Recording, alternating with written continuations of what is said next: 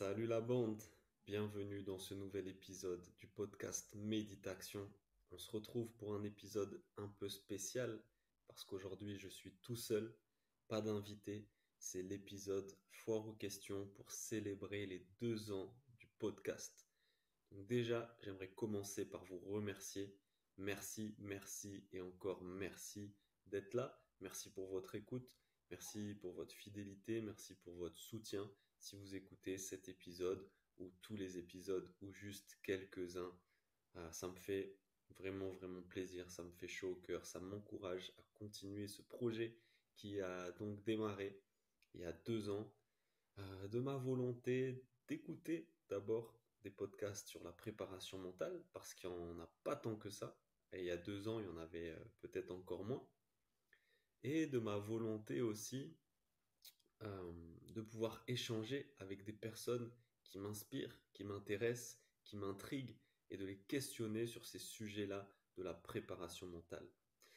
Épisode un peu spécial, j'ai pas mon casque, mon micro est devant moi, j'espère que le son sera bon, je ferai le maximum en tout cas pour que la qualité d'écoute soit agréable pour vous.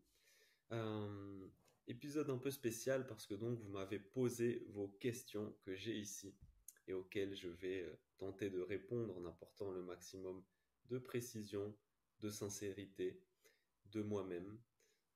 Je suis avec mon petit maté. Je suis chez moi, dans le canapé.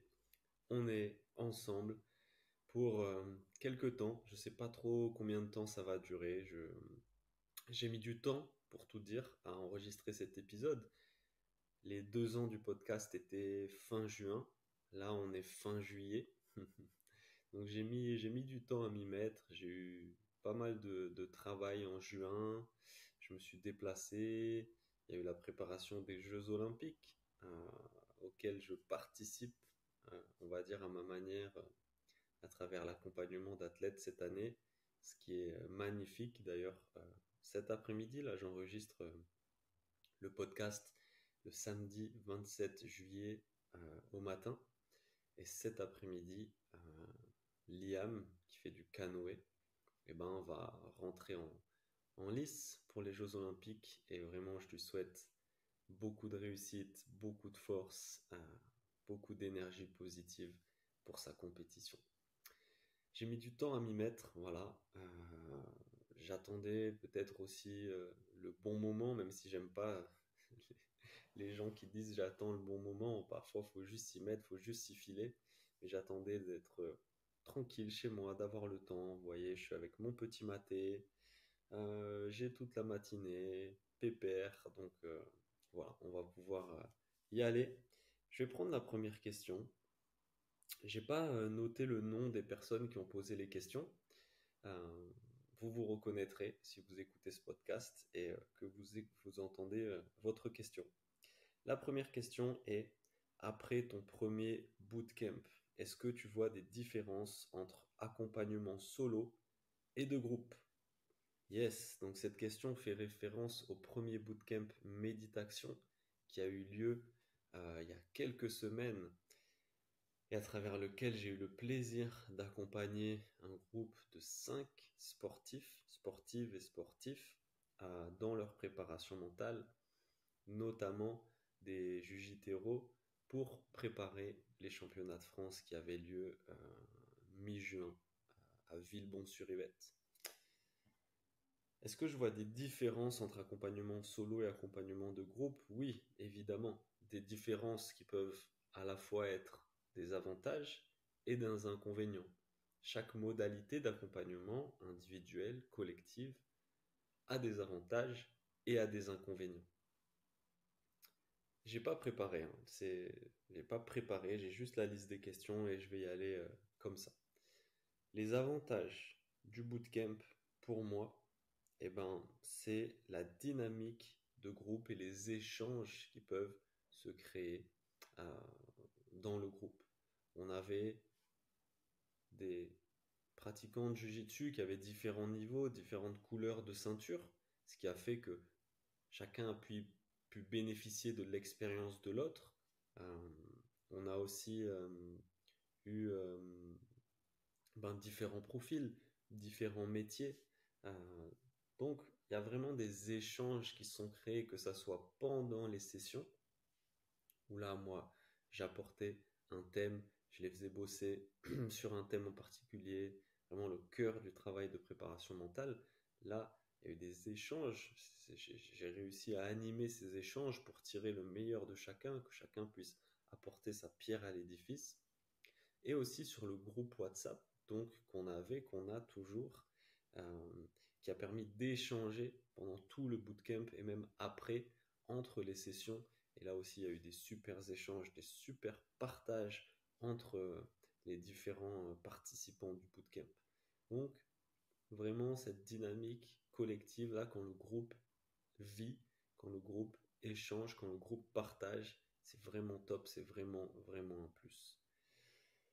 Euh, les inconvénients, on va dire que l'accompagnement individuel permet de rentrer plus en profondeur, plus dans l'individualité, avec un suivi plus important sur la personne, sa réalité, son profil.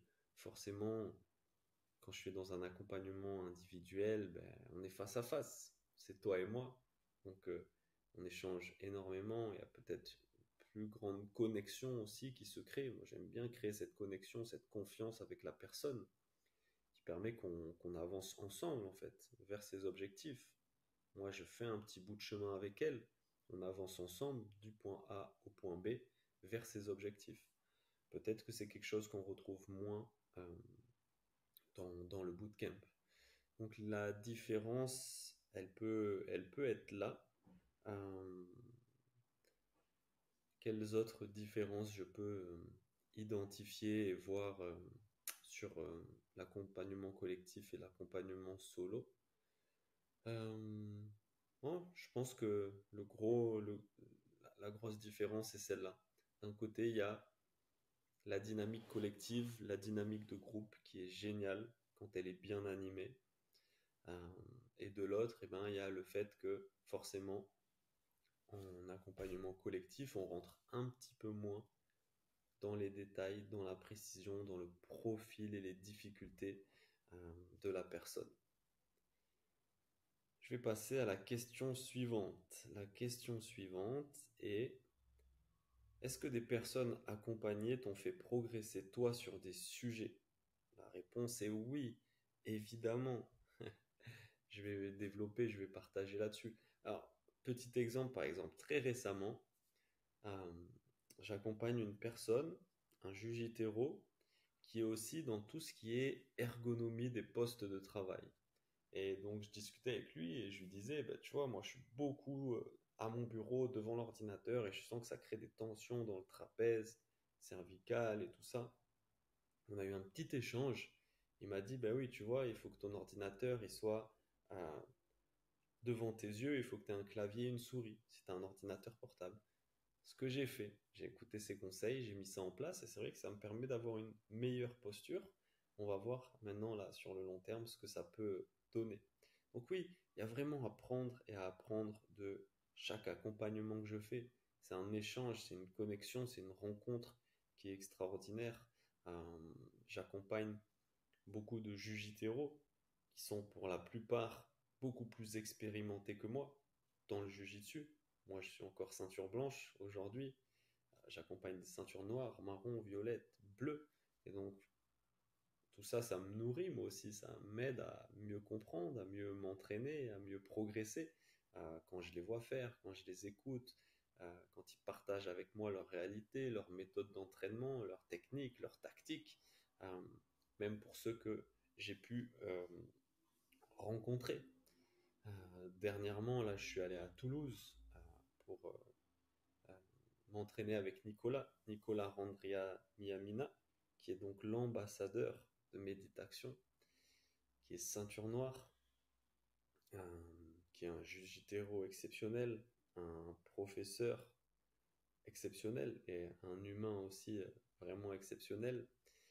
Il a une pédagogie qui est vraiment top. J'ai pu m'entraîner avec lui. Là, j'ai pris quelques cours particuliers avec lui et J'ai assisté aux cours aussi collectifs de son académie Meta Jiu-Jitsu. Si vous êtes à Toulouse ou vous passez à Toulouse, je vous recommande vraiment d'y faire un tour.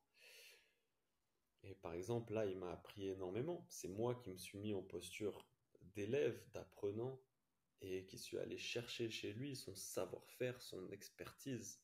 Et c'était vraiment top. On a beaucoup travaillé sur la garde, vu que lui, je pense que c'est un peu sa spécialité, son expertise.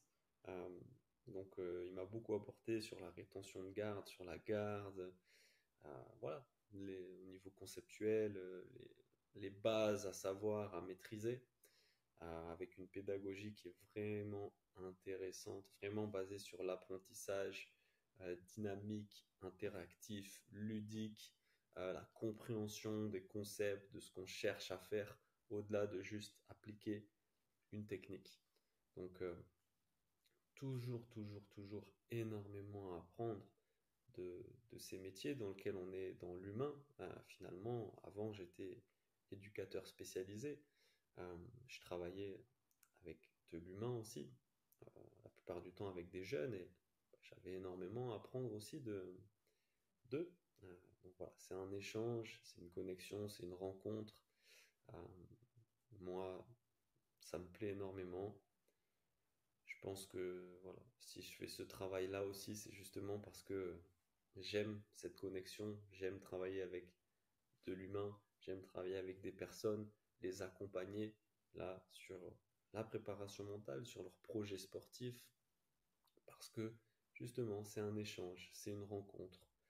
Euh, J'essaye de transmettre tout ce que je sais, toute mon expertise par rapport à eux, leurs besoins, leurs recherches et leurs objectifs.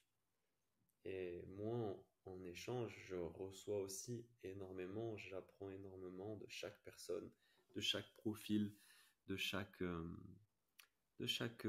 parcours. Et ouais, j'apprends énormément de chacun.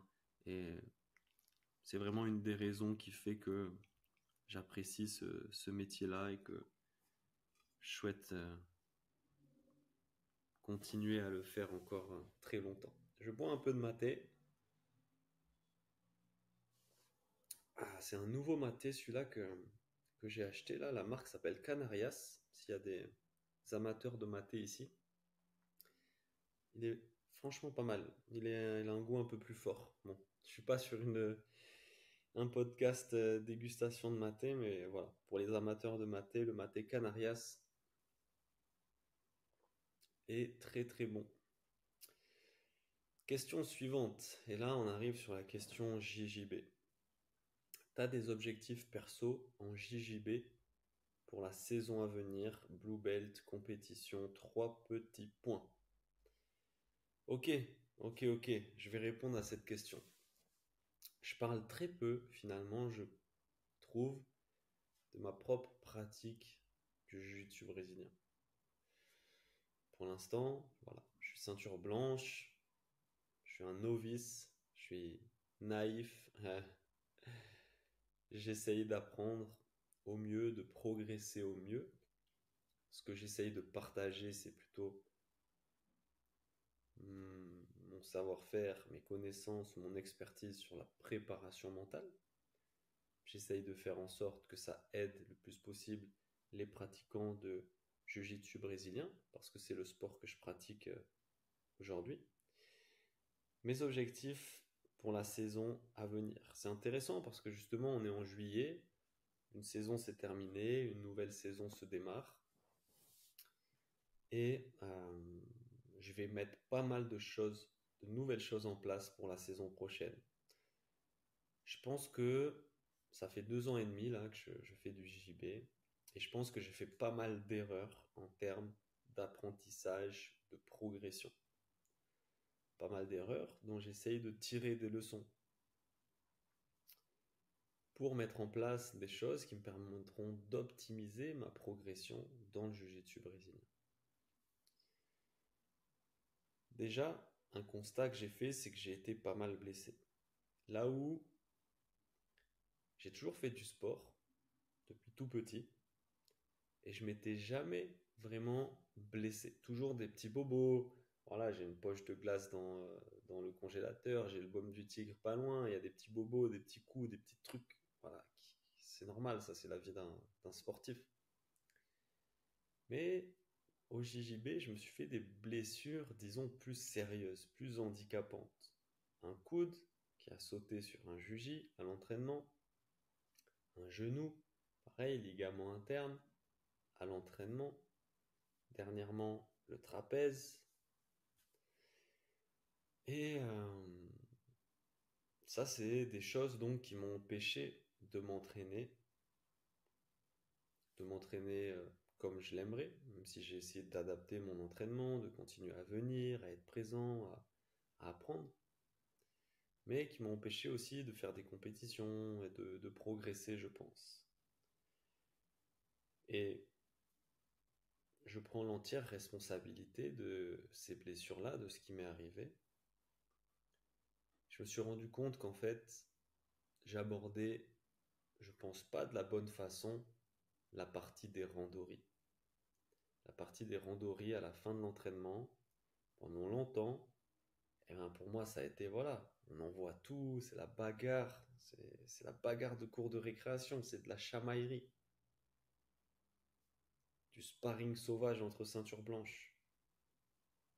Mais finalement c'est peut-être bien pour se défouler. Mais je me suis blessé et j'en ai pas retiré une énorme progression technique, tactique sur le jiu-jitsu. Alors que c'est ce qu'on cherche. On cherche à progresser, à devenir meilleur techniquement, tactiquement. Donc ça, c'est quelque chose que je vais changer aussi la saison prochaine, que j'ai commencé à mettre en place un petit peu, en me disant, chaque randori doit servir un objectif technique bien précis. Ça veut dire fixer des objectifs techniques bien précis déjà. Qu'est-ce que j'ai envie de travailler ces prochains mois? Qu'est-ce que j'ai besoin de renforcer? Sur quoi j'ai besoin de progresser ces prochains mois? Et à partir de là, chaque randori doit venir servir cet objectif technique, tactique, ou peut-être physico-mental aussi. Ne plus faire des randoris sauvages comme ça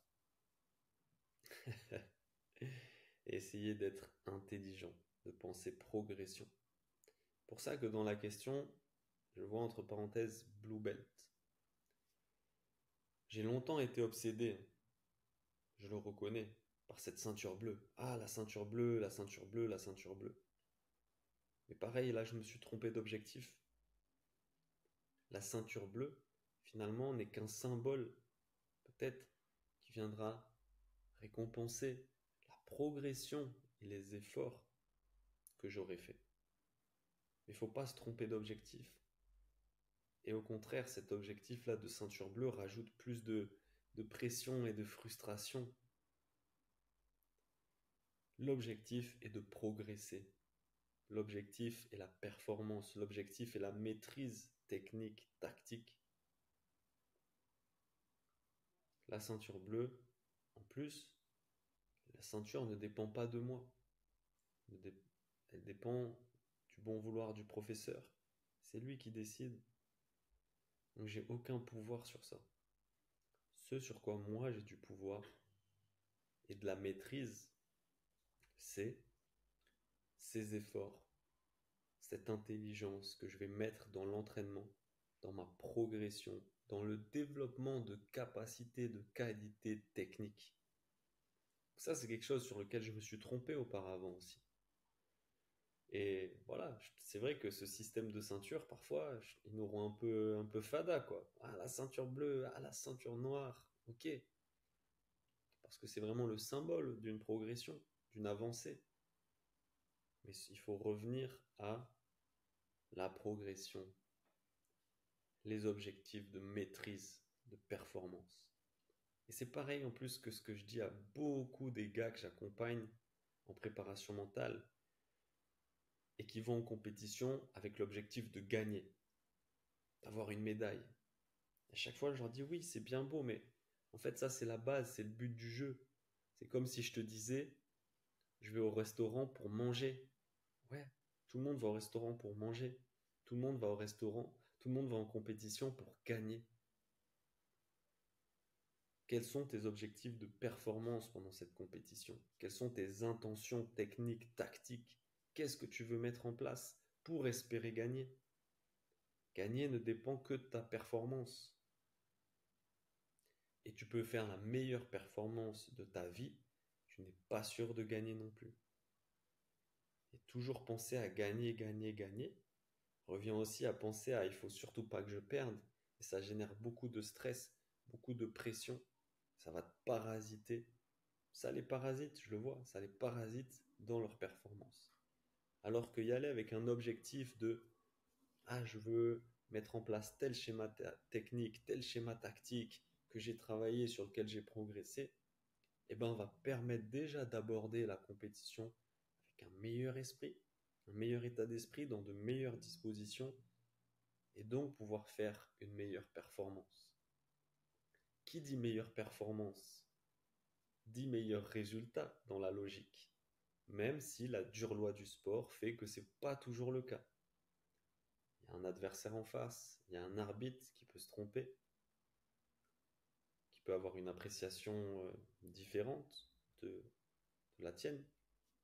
Plein de choses qui peuvent rentrer en compte sur laquelle justement tu n'as pas de pouvoir, tu n'as pas de maîtrise et qui peuvent influencer dans le résultat. Par contre, ta performance, tes objectifs, ils t'appartiennent.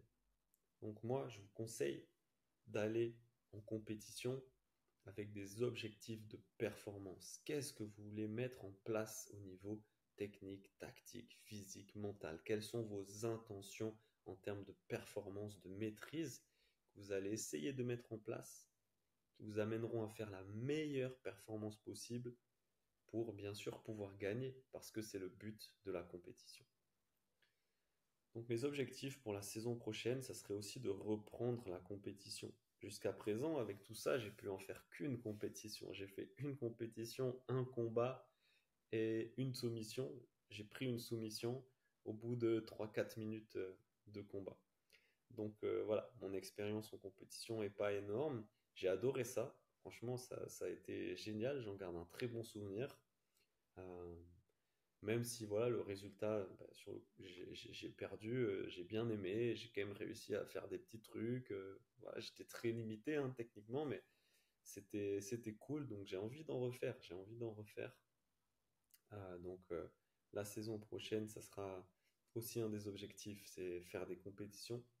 J'aimerais en faire 3 4 5. Pareil, ça, il faut que je le pose vraiment. Je suis en train de poser mes objectifs pour la saison prochaine, mes intentions, ma planification. Je suis en train de travailler dessus. Quelque chose que je vous invite à faire aussi, c'est la période s'y prête. Faire un bon bilan de votre saison. Quels ont été les points positifs, les points négatifs, qu'est-ce qui m'a aidé, qu'est-ce qui m'a freiné, sur quoi j'ai progressé, sur quoi j'ai stagné. Enfin, faire un bilan complet, qualitatif aussi quantitatif, si vous avez fait beaucoup de compétitions, combien de victoires, combien de défaites, combien de soumissions, de ci, de ça. D'ailleurs, sur le lien dans la bio Instagram, vous pouvez télécharger un, un document qui vous permettra de faire le bilan de votre saison et qui est accompagné aussi d'une vidéo qui vous explique comment bien utiliser tous ces outils pour avoir le maximum de précision, de finesse. Parce que c'est d'abord faire un bon bilan de la saison qui se termine pour ensuite pouvoir se projeter, tirer les leçons de cette saison-là pour se projeter sur la suivante. Donc moi, je suis en plein dedans. Je suis en plein dedans. C'est un travail que j'accompagne aussi à faire les sportifs avec qui je travaille en préparation mentale. Euh, donc voilà, saison prochaine, vraiment penser progression, penser maîtrise, penser performance, développement de qualité technique avant de penser ceinture et essayer de faire des compétitions, plus de compétitions, le maximum possible. Enfin voilà, peut-être 3 4 ou 5 en fonction du calendrier, des opportunités, je vais voir. Euh, je suis en train de faire ce travail-là de planification, de fixation d'objectifs pour la saison prochaine. Euh, donc voilà. Aussi la préparation physique, là je vais commencer la préparation physique avec Christophe. Donc Christophe, c'est un gars que j'ai accompagné en préparation mentale pendant plusieurs mois. Un gars qui est ceinture violette, qui fait du nogi, euh, qui est sur Bordeaux aussi, qui s'entraîne à Street Fight. Je passe vraiment le bonjour à Christophe. On avait vraiment bien travaillé ensemble. Il avait vachement progressé sur la dimension mentale. Il avait fini par être champion d'Europe Nogi dans sa catégorie d'âge, de poids, de ceinture. Donc ouais, super. Et Christophe a ouvert sa salle de préparation physique à Bordeaux. Ça s'appelle Ultimate Physical Center. Je vous invite à aller voir sur Internet ou sur Instagram. Et donc je démarre la semaine prochaine la préparation physique avec lui, donc 2 fois par semaine pour commencer. Jusqu'à présent, j'étais en salle, c'est pas mal. J'étais un peu livré à moi-même. Je pense que j'ai un peu fait de la merde parfois aussi. Surtout en voulant en faire trop, je pense. Parfois, je pense que j'ai ce truc de vouloir faire un peu plus, un peu plus, un peu plus. Ce qui est bien peut-être pour le mental, mais pour l'optimisation des qualités physiques, pour le corps, c'est pas toujours top. Euh, on le voit avec Goggins, Goggins que j'adore, c'est une inspiration, clairement. Lui, il est dans une recherche mentale, du dépassement de soi, du goût de l'effort qui est exceptionnel. C'est le boss de fin, c'est hyper inspirant pour moi. Par contre, voilà, il a poussé son corps dans des états où il s'est vraiment fait mal, il s'est vraiment cassé. Donc, si on cherche aussi la longévité, euh, le fait d'être performant sur une saison, d'être en forme, eh ben là, ça va me permettre d'être accompagné par un professionnel. Voilà. Christophe, il est coach sportif depuis longtemps, il fait du sport depuis longtemps, il fait de la muscu, de l'haltéro depuis longtemps, donc il va vraiment pouvoir m'accompagner à développer mes qualités physiques, mes qualités athlétiques en lien avec le JJB pour la saison prochaine. Donc ça, c'est un autre objectif, vous voyez, qui est intéressant. Et sur le mental, donc j'utilise toujours au début des accompagnements que je fais des tests, des questionnaires, 100-150 questions qui permettent de dresser un profil des habiletés mentales. Je l'ai fait pour moi là aussi la semaine dernière, je crois. Et donc à partir de ça, je vais aussi pouvoir voir sur quoi il faut que je travaille moi pour la saison prochaine. Euh, donc voilà, niveau technique, tactique, ça va être de l'entraînement intelligent, pensée progression, pensée maîtrise, pensée performance. Sur la dimension physique, c'est être accompagné, être encadré pour vraiment développer des qualités athlétiques euh, de façon pareille intelligente et sur le long terme. Et sur la partie mentale, à partir de ce questionnaire, de ce test que j'ai passé, je vais pouvoir aussi mettre en place là des objectifs bien précis sur OK, il faut que je renforce ça, ça, ça et ça. Et donc je vais m'y prendre comme ci, comme ça et comme ça. Je bois un peu de maté. Je parle beaucoup, mais c'est sympa. Ce format-là de podcast, il est sympa. J'espère vraiment que le son va être bon. On va voir. Sinon, j'essaierai de modifier ça avec une intelligence artificielle ou je ne sais quoi. Donc voilà pour mes objectifs un petit peu sur le JJB. C'est en cours. Je suis en train de bosser dessus, hein. J'ai ma template que j'alimente petit à petit pour arriver là en septembre avec des objectifs clairs et surtout un plan précis pour les atteindre. Ça, c'est quelque chose que je répète souvent. Il vous faut des objectifs clairs, précis et des plans aussi clairs et précis pour les atteindre. L'objectif en lui-même ne suffit pas. L'objectif est une direction, pas une destination. Ça aussi, c'est important. Un objectif, c'est une direction et pas une destination. Pour aller dans cette direction, il vous faut des plans. Forcément, il faut savoir par où vous allez passer, quel véhicule vous allez utiliser, quel carburant vous allez utiliser. Donc voilà, des objectifs précis et des plans précis pour les atteindre. En plus, bien sûr, d'un désir ardent, d'une foi en soi, d'une envie, d'une détermination, d'une persévérance. Tout ça, c'est l'aspect plus mental qui va rentrer en compte. La question suivante de tous les invités, de tous les outils des invités depuis 2 ans, c'est quoi le top 3 qui est revenu le plus? Waouh! Alors comme ça, je dirais top 3 méditation. Forcément parce que c'est quelque chose auquel moi je m'intéresse et je suis allé chercher des gens aussi pour en parler. Mais même chez les sportifs, les coachs sportifs, les préparateurs mentaux, la méditation revient très, très, très régulièrement, quasiment à chaque épisode.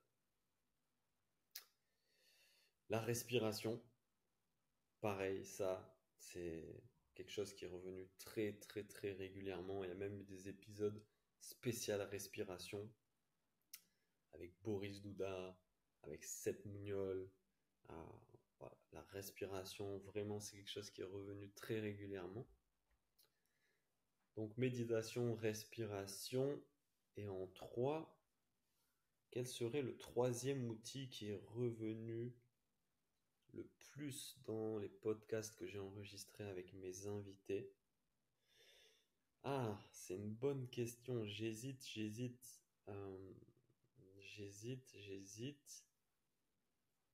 J'hésite en fait entre l'exposition au froid. Je sais pas si c'est revenu si souvent que ça, mais c'est quand même revenu. Le fait de soit la douche froide, les bains glacés, l'exposition au froid, c'est revenu pas mal. Euh, ou on va dire le journaling, l'écriture, le tracking, le fait de, voilà, de suivre, d'écrire, d'évaluer, de mesurer en ayant un journal ou des outils comme ça pour écrire ce qu'on fait, ce qu'on veut faire, nos objectifs, nos ressentis, nos pensées, tout ça. Je dirais que c'est ça. Donc méditation, vraiment, c'est sûr que voilà, le podcast est méditation. Moi, je suis allé chercher des invités euh, pour parler de ces sujets-là. C'est un sujet que j'aborde à chaque épisode, je pense, sur lequel je questionne les invités à chaque épisode. Et on se rend compte que la plupart des invités, hein, qu'ils soient sportifs, coach sportif, entraîneur, préparateur mental, euh, utilisent ou ont utilisé pour eux ou pour leur coacher cet outil-là de la méditation. Cet outil-là est trop puissant de toute façon. C'est pas pour rien que la méditation existe depuis des milliers d'années et continue à perdurer. Et avec tout aussi l'engouement qu'il y a aujourd'hui pour cette méthode, pour cette technique de la méditation. Euh, Vraiment, c'est un outil fabuleux, je trouve. Moi, personnellement, il a changé ma vie le jour où je l'ai intégré, où j'ai découvert. Puis, j'ai commencé à me former sur la méditation, à énormément m'informer, me former, me documenter sur comment ça marche, pourquoi, comment on peut l'utiliser après dans la préparation mentale du sportif. Et ensuite, je l'ai transmis et je vois à quel point ça a un impact positif, à quel point ça change la vie aussi des personnes que j'accompagne à mettre ça en place, des sportifs qui l'utilisent dans une optique de bien-être et de performance sportive. La méditation de pleine conscience, la mindfulness est vraiment pour moi l'outil numéro un. Et voilà, si vous écoutez le podcast Méditation, vous l'avez bien compris, vous l'avez bien entendu que la méditation, c'est l'outil donc numéro un qui revient à chaque fois. Je bois un peu.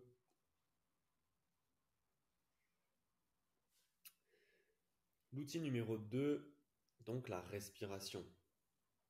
Pareil, la respiration, c'est vaste, hein, c'est très très vaste. On l'a abordé dans le podcast, plus sur l'aspect bien-être, conscience de soi, relaxation. On l'a aussi abordé sur la question de l'effort, comment gérer sa respiration à l'effort. Je pense à Ryan Gillet aussi, l'épisode avec Ryan Gillet où il en parle, on en parle beaucoup de la respiration. Euh, voilà, sur l'activation, sur l'effort, sur la relaxation. Et la respiration, c'est vaste, on peut l'utiliser de plein de façons différentes pour plein d'objectifs et de raisons différentes. Donc la respiration, c'est vraiment le numéro 2 aussi qui est revenu. En tout cas, c'est aussi un outil, moi, que j'utilise en préparation mentale avec les sportifs que j'accompagne. C'est un outil très intéressant, très accessible, euh, qui peut servir de nombreux objectifs et donc qui est indispensable aussi, selon moi. Ce qui est cool avec la méditation et la respiration, en plus, c'est qu'on n'a pas besoin de grand-chose. Il n'y a pas besoin de matériel, de logistique particulière pour, pour utiliser ces outils. Il n'y a pas besoin de grand-chose, ils sont vraiment accessibles, ils sont vraiment à la portée de tous. Euh, on peut y aller avec progressivité, commencer tout doucement, puis augmenter, augmenter, augmenter. Ça correspond à tous les profils, à tous les niveaux. Euh, donc c'est vraiment intéressant et c'est deux outils, moi, que j'intègre complètement aux accompagnements, aux protocoles de préparation mentale euh, que je propose à tous ces sportifs et sportives qui me font confiance et que je remercie aussi du coup. Je remercie vraiment, s'il y en a qui écoutent, toutes celles et ceux qui à un moment donné m'ont fait confiance pour faire un petit bout de chemin ensemble, euh, pour les accompagner sur la préparation mentale, pour les aider à résoudre un problème ou à atteindre un objectif, à optimiser leur bien-être, leur performance. Pareil, j'ai eu des profils très axés bien-être, des profils très axés performance, entre les deux. Et à chaque fois, ben voilà, c'est clarifier les objectifs ensemble, poser les objectifs ensemble, identifier euh, les besoins et les attentes ensemble pour pouvoir mettre un protocole adapté, personnalisé, qui réponde le mieux aux besoins et aux attentes de chacun. Donc merci, merci, merci encore pour votre confiance. J'aime ce que je fais ce que j'aime. C'est une chance, j'ai beaucoup de gratitude pour ça. Euh, et j'espère continuer pendant encore longtemps. L'outil numéro 3, donc je disais que j'hésitais entre l'exposition au froid, c'est quand même revenu régulièrement, euh, et le journaling, le fait de noter, de suivre, de traquer. Je vais rester sur le journaling parce que c'est aussi un outil que j'utilise pour moi, comme la méditation et la respiration, je pratique et j'utilise au quotidien. Le journaling, c'est aussi quelque chose que j'utilise pour moi et pour les accompagnements en préparation mentale. C'est hyper puissant aussi de noter, de traquer, de suivre ce que je fais, mes objectifs, ce que je mets en place, comment ça avance ou pas. Ça permet d'apporter du concret, du rationnel, justement peut-être sur l'aspect préparation mentale qui peut être un peu nébuleux, on ne sait pas trop. Eh ben, le fait soit de mettre des chiffres, des données et des mots sur tout ça est hyper intéressant. Ça permet de poser, de prendre de suite un petit peu de recul, un petit peu de distance, un petit peu de hauteur avec ça, de s'y confronter, de verbaliser ses idées, ses pensées, ce qui nous passe par la tête, euh, de, dans des exercices spécifiques. Par exemple, je pense à un exercice sur les émotions où j'encourage donc les sportifs pendant une semaine, parfois plus, chaque jour à choisir un événement de leur journée qu'ils vont analyser sous le spectre des émotions et de ce qu'ils ont ressenti. Ça permet d'adopter une position neutre, plus objective, plus détachée et de revenir sur un événement et sur qu'est-ce que j'ai ressenti. Parce que les émotions, c'est beaucoup dans le ressenti, c'est dans le corps. Quand j'ai peur, je me sens d'une certaine façon dans mon corps. Quand je suis joyeux, quand je suis triste, quand je suis en colère, il y a des choses, il y a plein de choses qui se manifestent dans mon corps. Et c'est important de connecter justement son cerveau à son corps, ses émotions à son corps pour ressentir quand est-ce que ça monte, qu'est-ce qui se passe, comment ça se manifeste. Quelles sont aussi les humeurs, les pensées que j'ai eues à ce moment-là. Et à partir de cette position neutre, quelles leçons je peux en tirer? Qu'est-ce que j'en retiens?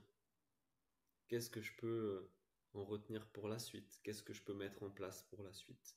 Vous voyez, c'est des exercices vraiment intéressants sur le lâcher prise aussi. Ça peut être, voilà, chaque jour, noter 3 choses sur lesquelles j'aimerais lâcher prise. Euh, les objectifs aussi, noter ses objectifs et ses plans. Euh, sur ses suivis d'entraînement aussi, voilà. Mes objectifs d'entraînement. Aujourd'hui, mon objectif est ça. Est-ce que je l'ai atteint? Oui, non, partiellement. Euh, Qu'est-ce que j'en retiens? Quelle est la leçon la plus importante? Quels commentaires je peux faire pour la suite? Ça me permet d'avancer, d'avoir du concret, du rationnel. Et pour moi, ouais, c'est vraiment un outil hyper important que j'utilise pour moi et pour les sportifs que j'accompagne. Donc, méditation, respiration, journaling, tracking, vraiment le top 3 des outils de préparation mentale pour moi qui sont indispensables, que je vous invite vraiment à intégrer dans, dans votre vie, dans votre préparation, dans votre projet sportif, même personnel ou professionnel. Voilà pour cette question. Je vais passer à la question suivante. Qui sont tes prochains invités? C'est une bonne question parce que j'en ai pas. J'ai pas de podcast programmé là. Juillet-août, c'est la période peut-être un peu creuse. En tout cas, moi, ça n'a pas été ma priorité. J'ai mis l'accent sur d'autres choses dans mon projet professionnel et même dans ma vie. Donc, j'ai moins accordé d'attention et de temps et d'énergie au podcast. Donc, j'ai pas d'invité de programmé, mais j'ai des invités en tête. J'aimerais faire un épisode avec Samir Ben Saïd, ça pourrait être super intéressant. Il a un mindset vraiment que j'aimerais, qui m'intrigue, que j'aimerais interroger, découvrir. Rémi Marcon, qui, avec son projet unique, fait quelque chose d'unique, de génial, de super intéressant aussi. Donc j'aimerais qu'on en discute. Freddy, qui a gagné les championnats du monde en ceinture bleue, qui a fait une grosse saison. Donc j'aimerais bien faire un épisode avec lui pour qu'il nous partage son mindset, quoi, parce que il a eu des défaites, il a fini par gagner au championnat du monde. Donc ça peut être hyper intéressant. Euh, J'aimerais bien faire un épisode aussi avec Paul Dena du MMA, qui lui aussi, j'ai l'impression, a traversé plusieurs défaites, plusieurs échecs, qui a parlé sur ses vidéos YouTube des difficultés que ça pouvait générer au niveau du mental et tout ça, et qui là a gagné un combat à Hexagon MMA, j'ai vu, donc ce serait super intéressant de faire un épisode avec lui. Je voulais faire un épisode avec Lisa Razou, avec qui j'ai jamais réussi à rentrer en contact. J'ai envoyé des messages sur Instagram et tout, mais bon, c'est une autre sphère. On m'a souvent dit Benoît Saint-Denis aussi, c'est vrai qu'il a un mental de warrior et ça serait vraiment intéressant, mais pareil, difficile de rentrer en contact avec lui aujourd'hui. Donc, il y a plein de sportifs avec lesquels j'aimerais pouvoir échanger, pouvoir enregistrer un épisode pour vous partager aussi leur parcours, leur expérience, leur mindset. Euh, il y en a qui aujourd'hui sont plus difficiles d'accès. Il faut que je vois, peut-être j'ai pas les bonnes méthodes aussi. Peut-être le podcast méditation est pas encore assez coté, assez reconnu pour avoir accès à ces sportifs-là. En tout cas, déjà, tous les invités que j'ai eus et que je vais avoir, eh ben, c'est juste génial. Et c'était aussi l'idée du podcast, c'est que je puisse avoir cette opportunité de déclencher un échange avec ces gens-là. Si vous êtes passionné de sociologie, créez un podcast sur la sociologie, envoyez un message à tous vos sociologues favoris et vous verrez que beaucoup d'entre eux vous répondront oui et vous pourrez avoir un échange en tête à tête avec ces personnes-là. Là où, dans la vie de tous les jours, dans le quotidien, il n'y aurait peut-être pas eu cette opportunité d'échanger pendant 1 heure et demie, 2 heures avec ces gens-là. Et le podcast, il est génial pour ça. Moi, c'était ça l'idée vraiment aussi. Il y a une partie, je veux partager ma passion pour la préparation mentale. Je veux mettre en avant des gens, leur parcours, parce que c'est inspirant. Je suis sûr que ça peut inspirer, intéresser les autres. Et il y a une partie plus égoïste de je veux avoir une discussion avec ce mec-là, avec cette nana-là. Je veux comprendre ce qui se passe dans sa tête. Je veux l'interroger. Je veux savoir ce qu'elle pense de la méditation. Je veux qu'il me dise tout ce qu'il sait sur la respiration. Donc il y a une partie très altruiste, partager ma passion, partager avec le plus grand nombre tout ça, et une partie plus égoïste de je veux avoir une discussion avec ces personnes. Et le podcast, ben, il sert ces deux objectifs-là. Et donc moi je vous dis, si vous avez une passion pour la philosophie, la sociologie, le jardinage ou que sais-je, ben, vous pouvez créer un podcast, c'est facile maintenant. Vous pouvez créer un podcast là sur internet en 2 minutes et essayer de déclencher des échanges, des discussions comme ça avec des gens qui vous inspirent, qui vous intéressent dans votre domaine. Et ça, c'est juste génial. C'est pour ça que j'espère que le podcast, il va continuer, il va évoluer. euh, et je vais pouvoir recevoir des invités toujours plus intéressants, toujours plus passionnants pour partager avec vous leur parcours, leur expérience, pour moi avoir un échange avec eux, les questionner sur ces choses qui m'intéressent, qui nous intéressent. Et voilà, c'est juste génial le podcast. Franchement, il y a 2 ans, quand j'ai commencé, j'imaginais pas que ça pouvait durer 2 ans. Je me projetais même pas. J'avais juste envie de le faire en fait. J'avais envie de le faire pour pouvoir partager ma passion, faire un podcast sur la préparation mentale et déclencher, comme je vous disais, ces échanges-là avec des gens qui m'inspirent, qui m'intéressent. Donc voilà, je suis vraiment content de ce podcast. Euh, je remercie tous les invités qui sont venus, qui se sont prêtés au jeu, toutes les personnes qui écoutent, qui ont écouté un épisode, ne serait-ce que quelques minutes de chaque épisode. C'est vraiment une belle expérience et j'espère la poursuivre encore longtemps, longtemps, longtemps. Voilà pour cette question sur les invités. La question suivante. Comment intégrer la préparation mentale aux séances de préparation physique? Yes, ok. Alors ça, c'est intéressant. Euh, Il y a plein de façons de le faire. C'est ce qu'on appelle souvent la préparation mentale intégrée. Que ce soit la préparation physique ou vraiment à l'entraînement du sportif, on va essayer d'intégrer la dimension mentale, préparation mentale à son entraînement. Il y a plein de façons de le faire. Je pense là notamment au JJB, parce que je l'ai fait notamment avec Nicolas et avec d'autres aussi en judo, où moi ce que j'aime bien c'est ajouter de la volatilité, du chaos, de l'imprévisibilité dans l'entraînement. Rajouter une contrainte qui va demander plus de concentration, plus d'adaptabilité, plus de flexibilité, plus de lâcher prise. Ça peut être par exemple se bander les yeux. Ça peut être avoir une balle de tennis dans la main. Ça peut être faire avec des gants de boxe, avec juste une main. Euh, Ça peut être imposer une certaine directive, une certaine contrainte euh, à l'entraînement. Quelque chose qui va rajouter de l'imprévu, de la difficulté, qui va nous sortir de notre zone de confort et donc tout de suite qui va faire qu'on va devoir augmenter notre niveau de concentration ou notre lâcher prise, accepter qu'on ne peut pas faire aussi bien que si on était euh, en pleine possession de nos moyens.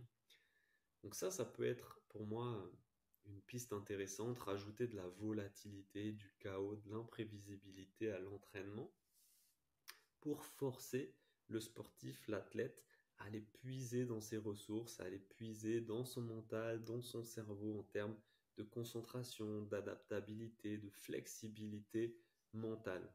Ce qui va faire peut-être aussi que quand il va revenir à un entraînement classique où il va avoir tout ce qu'il faut, il sera peut-être plus à l'aise à ce moment-là justement parce qu'il a été mis en difficulté avant et là il revient, hop, c'est tout de suite plus facile. Donc la préparation mentale intégrée, après il y a plein de plein d'outils. C'est honnêtement pas ma spécialité. Euh, je pense aussi à tout ce qui est neurotraining, entraînement neurocognitif, donc Anthony Lespade, que j'ai reçu dans ce podcast, qui c'est vraiment sa spécialité, c'est vraiment un expert là-dessus, où il utilise beaucoup d'outils voilà, d'entraînement neurocognitif qu'on peut intégrer à l'entraînement du sportif. Euh, c'est pas ma spécialité honnêtement. Je le fais un petit peu à certains moments où j'ai l'occasion d'être avec le sportif. Ça demande déjà d'être avec le sportif, de se mettre dans les conditions de l'entraînement, de communiquer aussi peut-être avec l'entraîneur, avec le préparateur physique pour imaginer des choses ensemble, mettre en place des choses ensemble en fonction aussi des difficultés du sportif, de ses besoins, de ses attentes pour voir exactement qu'est-ce qui pourra le bénéficier le plus, de quoi il manque pour, euh, pour mettre en place ces entraînements de préparation mentale intégrés. Euh, Ça peut être aussi vraiment la dimension mentale, goût de l'effort, dépassement de soi, où là, on va volontairement faire des choses difficiles pour développer ce petit plus, ce goût de l'effort là, qui peut être très utile en match, en combat, en compétition, où il faut aller chercher, puiser intérieurement dans ses ressources. Donc après, ça c'est utiliser peut-être du discours interne, des mantras, des émotions, des ancrages qui vont faire que je vais activer cette énergie, cet effort supplémentaire. Donc ça c'est plus pour travailler l'aspect préparation mentale, goût de l'effort, dépassement de soi, qui va être intéressant. Ça, voilà, il faut faire appel à sa créativité, communiquer avec l'athlète, communiquer avec son staff, coach, préparateur physique, pour imaginer des choses qui vont vraiment lui bénéficier, que ça soit sur le goût de l'effort, le dépassement de soi, la concentration, euh, la gestion des émotions, euh, le lâcher prise. Voilà, le fait aussi peut-être de mettre de la difficulté, eh ben, ça va créer de la frustration. Et donc, le sportif va devoir gérer ses émotions, gérer son impulsivité, lâcher prise sur le fait que là, c'est difficile, il n'y arrive pas, alors que peut-être normalement, c'est quelque chose qui est facile pour lui. Et donc, ça peut être intéressant parce que en compétition, il peut se retrouver dans la difficulté. Et donc, euh, ça demande de bien gérer ces émotions-là, cette frustration. Euh, Ça peut être intéressant aussi de travailler là-dessus en préparation mentale intégrée. Voilà pour cette petite question. Question suivante. Depuis combien de temps tu fais du GJB? Comment tu utilises la préparation mentale dans ta pratique au quotidien? J'y ai un peu répondu, donc j'ai un peu répondu dans mes objectifs perso, dans les outils aussi. Mais donc moi, je fais du GJB depuis 2 ans et demi, un tout petit peu plus, on va dire 2 ans et demi. Et comment j'utilise la préparation mentale au quotidien? Eh ben, essentiellement avec les trois outils que j'ai mentionnés plus haut. La méditation, que je pratique tous les jours. La respiration, que je pratique tous les jours aussi. Et le journaling, le tracking, le suivi. Tout ce que je propose aux sportifs que j'accompagne, je l'ai avant testé sur moi. C'est hyper important pour moi de tester les outils, de voir ce que ça donne. Donc, j'ai tout testé sur moi. Et la plupart des choses que je propose, c'est des choses que j'utilise. Certaines que j'utilise plus parce que peut-être que ça y est, ça m'a permis d'atteindre un objectif, d'avancer. Donc, cet outil-là, j'en ai plus besoin et j'en utilise un autre. Par contre, par exemple, la méditation, la respiration et le journaling, c'est des choses que je continue à utiliser au quotidien dans ma pratique, que ça soit professionnelle, personnelle ou sportive. C'est des outils qui sont vraiment hyper intéressants, qui sont indispensables, euh, que moi j'utilise, que j'aime beaucoup, qui m'apportent beaucoup et donc que j'aime transmettre aussi, partager aux sportifs que j'accompagne. Donc voilà pour les outils que j'utilise dans ma pratique. Peut-être pour être un peu plus précis. La méditation, c'est vraiment ritualisé. Moi, je me lève, douche froide, méditation. C'est mon petit rituel, c'est ma routine qui permet de me mettre en place, de me mettre en route, justement. Méditation, 10 minutes. J'utilise l'application Petit Bambou où je mets juste le timer. Il y a un gong au début, un gong à la fin.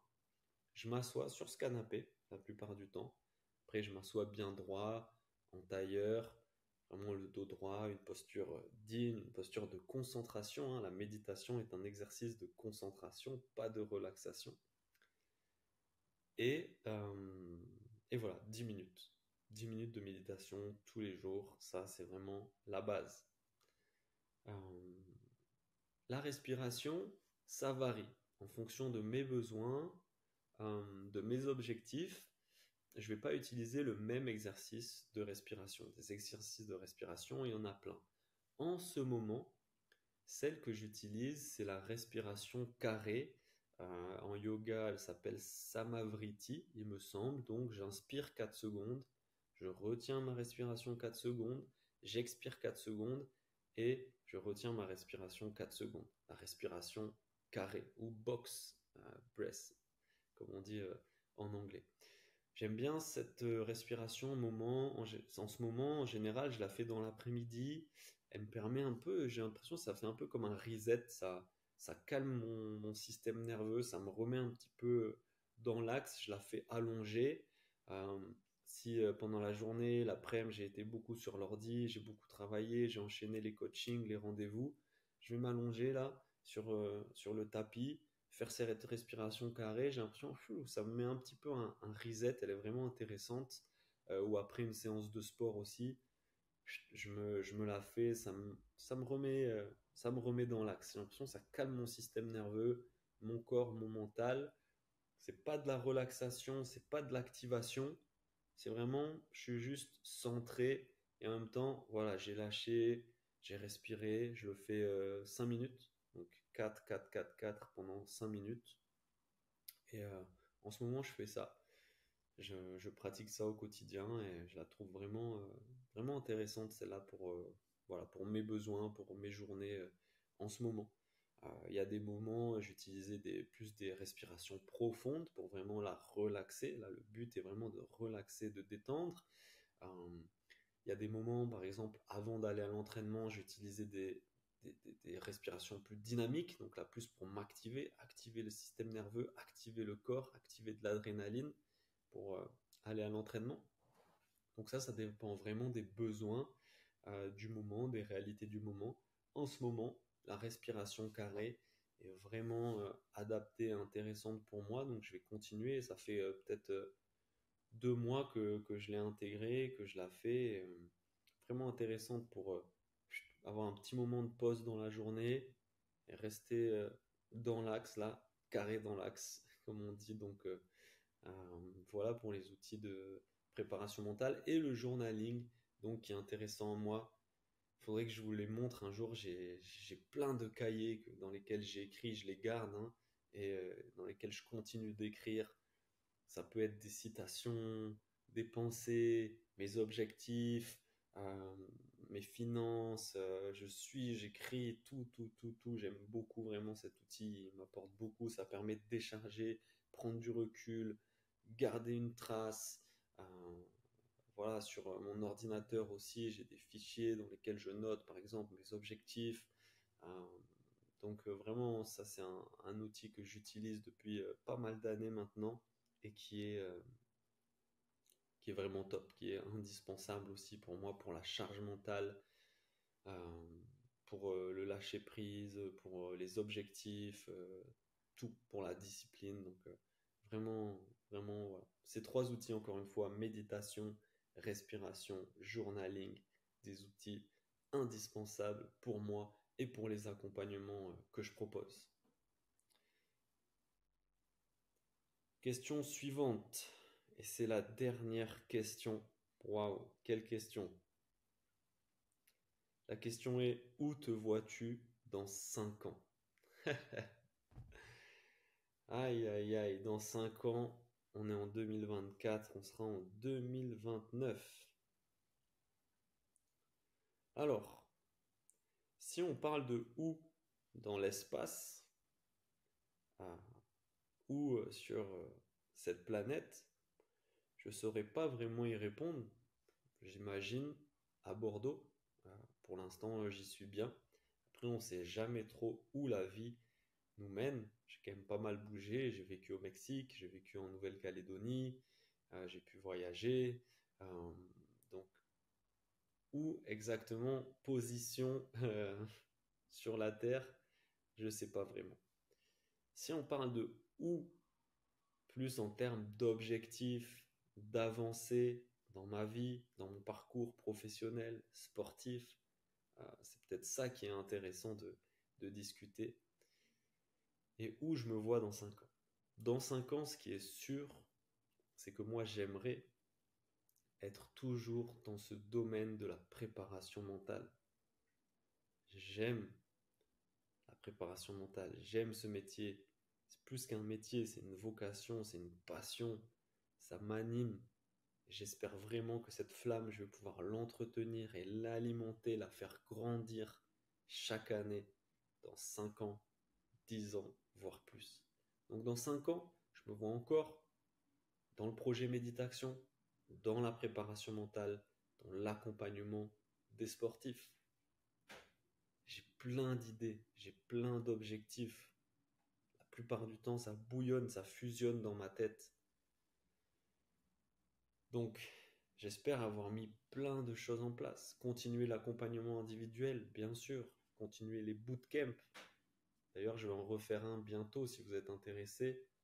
Je vais le démarrer fin septembre, début octobre. Deuxième édition du bootcamp Méditation, notamment pour ceux qui souhaiteraient préparer les championnats d'Europe IBJJF qui auront lieu à, à Lisbonne en janvier 2025. Si vous êtes intéressé, faites-moi signe. Je vais lancer ça bientôt.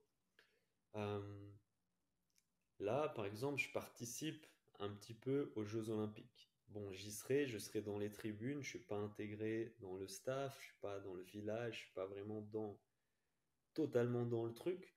Donc j'aimerais bien, dans 5 ans, pouvoir participer. Donc les prochains Jeux Olympiques seront dans 4 ans. Il me semble que c'est à Los Angeles. Pourquoi pas y participer, mais vraiment être intégré, être dans une staff, dans une fédération, dans une équipe, ou avec un athlète et l'accompagner. La préparation mentale, elle prend de plus en plus de place. Aujourd'hui, j'ai vu certains préparateurs mentaux que je suis sur Instagram, notamment anglophones, qui sont intégrés dans des équipes et qui sont là aux Jeux Olympiques.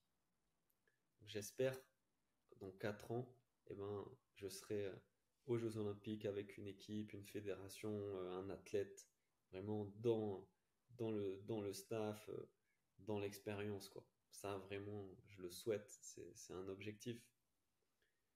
Pourquoi pas intégrer aussi, justement, voilà, des équipes, des fédérations. Euh, J'adore être à mon compte, euh, accompagner de façon individuelle les sportifs qui viennent vers moi et tout ça. Mais en complément, peut-être intervenir dans une équipe de France. Une équipe de France, ça serait le top. Ça serait génial d'intervenir dans une équipe de France. Pourquoi pas JJB, hein, justement. JJB, CF JJB, Newaza, Lutte, il y en a plusieurs. Ou équipe de France de judo aussi. Intervenir voilà, en tant que préparateur mental dans une équipe de France. Même d'autres disciplines. Ça serait top. M'ouvrir à d'autres disciplines aussi, justement. Aujourd'hui, c'est beaucoup JJB, j'ai de la boxe et même judo, ça tourne autour voilà, des sports de combat, des arts martiaux. Mais j'ai fait aussi le canoë, j'ai fait le handball, j'ai fait le foot, rugby. Donc je m'ouvre quand même à d'autres disciplines et c'est hyper intéressant. Donc j'espère d'ici 5 ans avoir travaillé avec encore d'autres sportifs dans d'autres disciplines. J'espère vraiment aussi continuer le JJB parce que j'aime ça, j'adore ça, ça me passionne, ça m'anime. J'ai vraiment envie de progresser. Comme je vous le disais, pour la saison prochaine, je vais mettre en place euh, de nouvelles choses, de nouvelles façons de m'entraîner, de progresser.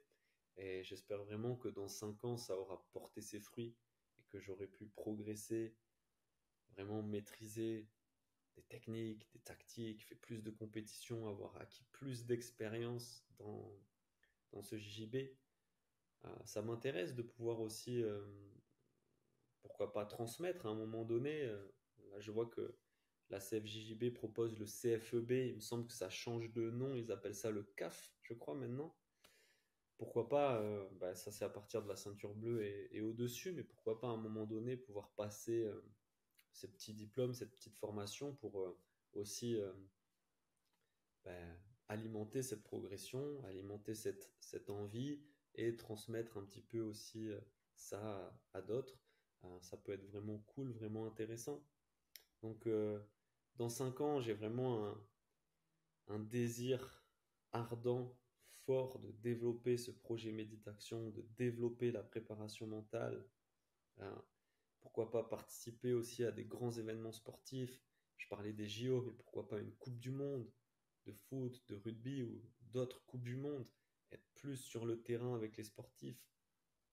Voilà, faire en sorte que la préparation mentale soit plus intégrée au terrain, à l'accompagnement des sportifs pendant les compétitions, à même voilà, des équipes de France, des compétitions internationales. Euh, c'est, c'est un rêve, mais un rêve pour lequel je suis en train de mettre en place des plans, des objectifs pour que ça se concrétise, pour que j'aille dans cette direction en tout cas. Donc dans 5 ans, j'aimerais vraiment avoir développé ce projet méditation, qu'il ait pris de l'ampleur, qu'il ait aidé, accompagné le plus de sportifs possible, le plus qualitativement possible. Le podcast méditation aussi, j'y pense à faire des podcasts en studio, donc en face à face, en réel avec les invités. C'est toute une autre logistique, c'est toute une autre organisation. Mais ça peut être vraiment chouette d'organiser aussi des podcasts en studio, en réel. Donc pourquoi pas d'ici 5 ans aussi avoir développé le podcast méditation sous d'autres formes, d'autres formats. Toujours pour avoir plus de qualité, plus d'impact, plus de partage sur tout ça. Voilà, voilà, dans 5 ans où je me vois, eh ben, toujours à faire ce que j'aime, à aimer ce que je fais, à être dans la préparation mentale, à développer ce projet avec des ambitions plus internationales, en tout cas plus importantes, participer à des événements, intégrer des équipes de France notamment, ça serait génial. Et toujours avec la même passion, avec la même envie, euh, avec la même flamme que j'ai aujourd'hui et depuis 2 ans que j'ai lancé ce projet méditation. Euh, voilà, beaucoup d'idées, beaucoup d'objectifs.